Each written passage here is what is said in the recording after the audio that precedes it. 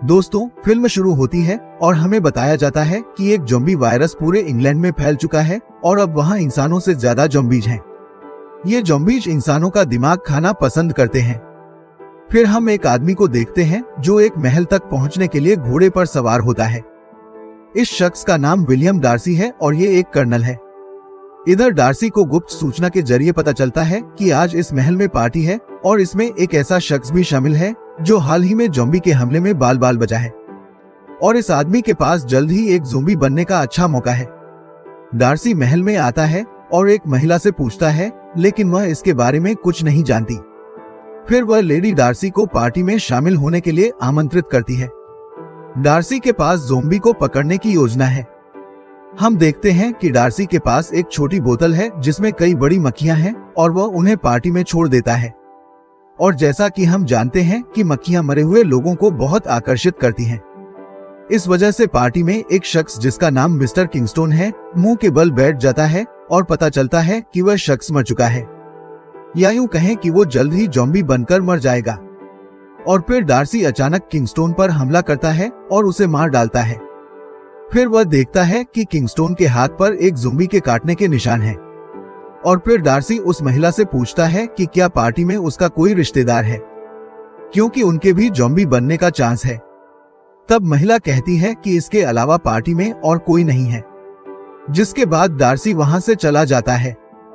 तब हम देखते हैं कि मिस फेदरस्टोन की नौकरानी किंगस्टोन की भतीजी को कमरे में देखने जाती है और देखती है कि वह पूरी तरह से एक ज़ॉम्बी बन गई है और उसने एक नौकर को भी मार डाला है और उसने नौकरानी पर भी हमला किया है। और ये देखते ही पूरे महल के सारे लोग ज़ॉम्बी बन जाते हैं। फिर हम एक बेनेट परिवार देखते हैं जिसमें 5 बहनें अपने माता पिता के साथ रह रही हैं। उन 5 लड़कियों ने युद्ध के सारे हथियार अपने पिता से सीखे थे और सभी लड़कियां पढ़ने में बहुत अच्छी हैं। हम देखते हैं कि वो 5 बहनें अपनी माँ के साथ पार्टी में जा रही हैं जहां कुछ अमीर लड़के भी आ रहे हैं।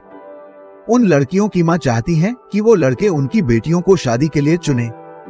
तभी हम देखते हैं कि मिस्टर बिंगले नाम का एक अमीर लड़का पार्टी में आता है और थोड़ी देर बाद डार्सी भी वहां आ जाता है जो बिंगले का घनिष्ठ मित्र है। बिंगले पार्टी में बेनेट परिवार की सबसे बड़ी लड़की जेन बेनेट को देखकर प्रभावित होती है और वह डार्सी को बताता है कि उसकी छोटी बहन एलिजाबेथ भी खूबसूरत है, वह आपके लिए ठीक रहेगी। हम दोनों से डांस की फरमाइश क्यों नहीं करते। अब डार्सी भी पहली नजर में एलिजाबेथ को पसंद कर लेता है और एलिजाबेथ भी डार्सी को पसंद कर लेती है। लेकिन डार्सी बहुत होशियार लड़का है और वह जानता है कि पार्टी की ज्यादातर लड़कियां सिर्फ पैसों के लिए उससे शादी करना चाहती हैं। और डार्सी ये बात अपने दोस्त बिंगले को भी समझाता है। और अब एलिजाबेथ भी ये सब सुनती है और दुखी होकर पार्टी से बाहर चली जाती है।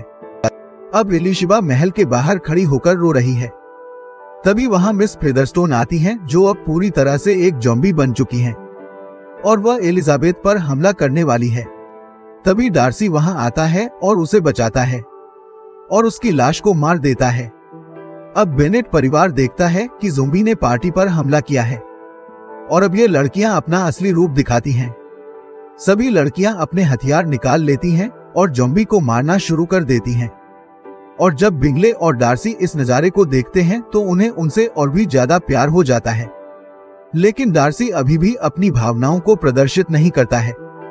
अगले दिन हम देखते हैं कि जेन बेनेट को बिंगले के घर से रात के खाने का निमंत्रण मिलता है और जब जेन बेनेट बिंगले के घर जा रही होती है तो कुछ ज़ॉम्बीज उस पर हमला कर देते हैं और जेन उनसे लड़कर उन्हें मार डालता है। लेकिन बारिश में जेन बीमार हो जाती है और वह किसी तरह बिंगले के घर जाती है। अगले दिन वह अपनी बहन से मिलने एलिजाबेथ के घर जाती है क्योंकि जेन बहुत बीमार हो जाती है। जेन की हालत देखकर डार्सी को ऐसा लगता है कि वह ज़ॉम्बी बनने जा रही है, लेकिन एलिजाबेथ डार्सी को कुछ भी करने से पहले रोक देती है और यहाँ दोनों के बीच खूब नोक-झोंक होती है, जिसके बाद एलिजाबेथ जेन को लेकर घर वापस आ जाती है। हम देखते हैं कि सभी बहनें मिस्टर कोलिंस के घर जाती हैं और रास्ते में उन्हें एक कार मिलती है जो सड़क के किनारे मुड़ी हुई है। कार से एक लाश निकलती है और उन्हें पकड़ने के लिए उसने जाल भी बांधाया। एलिजाबेथ ने ऐसा ज़ॉम्बी एक्ट पहली बार देखा था तो वह चौंक जाती है और फिर वो ज़ॉम्बी को मारकर आगे बढ़ जाती है। आगे चलकर एलिजाबेथ की मुलाकात विकम नाम के एक शख्स से होती है जो लैंटरनेट है। वे बात करते हैं और पहली मुलाकात में विकम एक बहुत ही उचित व्यक्ति लगता है। आपको पता होना चाहिए कि विकम डार्सी का सौतेला भाई है, लेकिन इनका रिश्ता बहुत खराब है और विकम एलिजाबेथ को बताता है कि डार्सी ने उसकी मृत्यु के बाद सारी संपत्ति अपने पास रख ली है, क्योंकि उसे लगता है कि हम उसके बराबर नहीं हैं। और एलिजाबेथ विकम की इन सभी बातों को मान लेती है। हम देखते हैं कि रात में बिंगले के घर में पार्टी चल रही है और यहाँ डार्सी एलिजाबेथ से बड़ी हिम्मत से डांस करने के लिए कहता है, लेकिन एलिजाबेथ मना कर देती है। और फिर एलिजाबेथ अपनी माँ के पास जाती है, जहाँ वह देखती है कि उसकी माँ नशे में है और वह कांप रही है।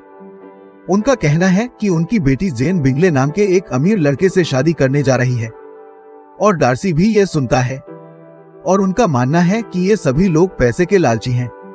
और अगले दिन डार्सी जबरन बिंगेल को इंग्लैंड ले जाता है और जब तक एलिजाबेथ और जेन को इस बारे में पता चला वे जा चुके थे।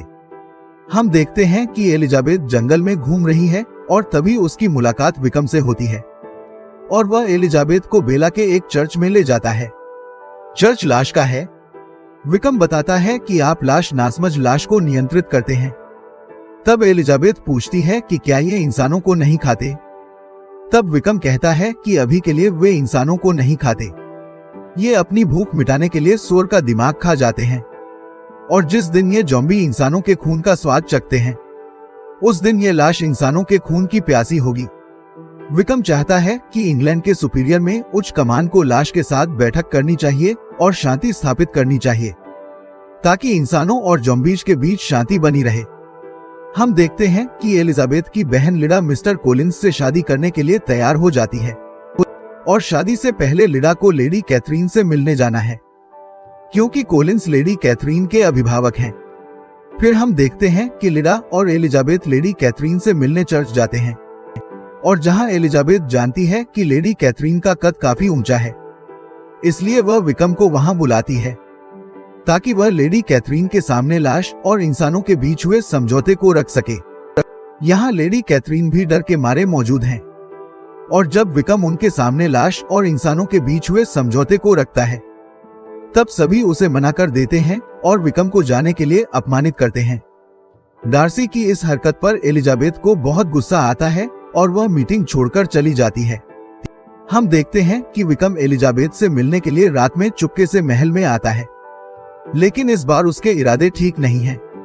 विकम एलिजाबेथ को अपने साथ भाग जाने के लिए कहता है। इधर एलिजाबेथ विकम के साथ भागने से मना कर देती है और विकम नाराज होकर चला जाता है। अगले दिन हम देखते हैं कि डार्सी सारी पुरानी बातें भूलकर एलिजाबेथ के पास जाता है और उसे शादी का प्रस्ताव देता है, लेकिन एलिजाबेथ भी उसे मना कर देती है। डार्सी की वजह से जेन और बंगाल अलग हो गए थे और इस बात पर एलिजाबेथ को बहुत गुस्सा आता है। डार्सी यहाँ कोई स्पष्टीकरण नहीं देते हैं और यहाँ दोनों के बीच मामूली सी लड़ाई हो जाती है, जिसके बाद डार्सी महल छोड़कर इंग्लैंड चला जाता है। हम देखते हैं कि अपने स्पष्टीकरण में डार्सी इंग्लैंड से एलिजाबेथ को एक पत्र लिखता है और बताता है कि उसने जेन को बंगाल से अलग कर दिया, क्योंकि उसने अपनी माँ को यह कहते सुना था कि वह सिर्फ अपनी बेटियों की शादी अमीर लड़कों से करवाना चाहती है। वह नहीं जानती थी कि जेन हकीकत में बंगाल से प्यार करती है और वह पत्र में यह भी बताता है कि उसने विकम की कोई संपत्ति नहीं ली है। पिता की मृत्यु के बाद विकम का जो भी हिस्सा था वो उसे दे दिया गया, लेकिन विकम ने सब कुछ लूट लिया और फिर से भिखारी बन गया और पैसे मांगने लगा और जब मैंने पैसे देना बंद कर दिया तो वह सारे संबंध तोड़कर चला गया। डार्सी बताता है कि जाम्बिज ने इंग्लैंड को चारों तरफ से घेर लिया है और शायद अब हम नहीं मिल पाएंगे। अब ये सब पढ़ने के बाद एलिजाबेथ को अपने किए पर बहुत पछतावा हुआ। तब हम देखते हैं कि एलिजाबेथ को पता चलता है कि विकम ने उसकी बहन लिडिया का अपहरण कर लिया है और वह उसे जाम्बिज की कलीसिया में ले गया। एलिजाबेथ और जेन अपने घोड़ों पर सवार होकर इंग्लैंड के लिए रवाना हुए, जहां वे बंगाल और डार्सी दोनों से मिलते हैं। और जब एलिजाबेथ डार्सी को बताती है कि विकम ने लिडिया का अपहरण कर लिया है, फिर डार्सी रात के अंधेरे में छिप जाता है और बिना किसी को बताए लिडा को बचाने जाता है। और जब एलिजाबेथ को पता चलता है तो वह भी डार्सी के पीछे जाती है। हम देखते हैं कि डार्सी जम्बीश के चर्च में पहुंचता है, जहां उनके पास एक बैग है जिसमें वह कुछ इंसानी दिमाग लेकर आए हैं, क्योंकि यहाँ डार्सी की योजना है कि वह जॉम्बीज में है, यानी ये आधी अधूरी जॉम्बी जो बाकी सभी जॉम्बीज को कंट्रोल करती हैं।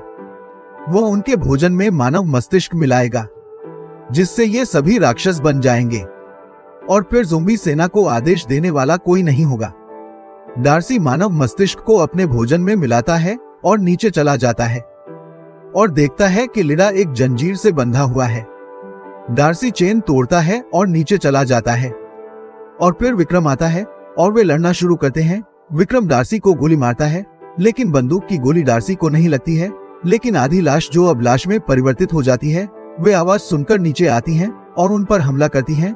अब डार्सी लिडा की श्रृंखला को तोड़ती है और भाग जाती है और बताती है लिडा अपना घोड़ा देकर भाग जाती है। अब डार्सी देखता है कि पूरी ज़ोंबी सेना इंग्लैंड की ओर भाग रही है और विक्रम वापस आ जाता है, लेकिन अब वह इंसान नहीं बल्कि एक लाश है। यहाँ दो भाइयों के बीच लड़ाई होती है और जैसे ही विक्रम के बारे में होता है, डार्सी एलिजाबेथ को मारने के लिए एलिजाबेथ आती है और विक्रम को मार देती है और फिर एलिजाबेथ और डार्सी भाग जाते हैं और इंग्लैंड के प्रवेश द्वार पर जाते हैं। लेकिन एक बम विस्फोट में इंग्लैंड की सीमा में प्रवेश करते हुए डार्सी घायल हो जाता है और वह बेहोश हो जाता है। अब हम कुछ दिनों बाद का दृश्य देखते हैं, जो डार्सी अब ठीक हो गया है और अब वह एलिजाबेथ को शादी के लिए प्रपोज करता है और इस बार एलिजाबेथ सहमत हो जाती है और फिर हम एलिजाबेथ और उसकी बहन जेन की शादी देखते हैं। और इसके साथ यह फिल्म देखने के लिए धन्यवाद।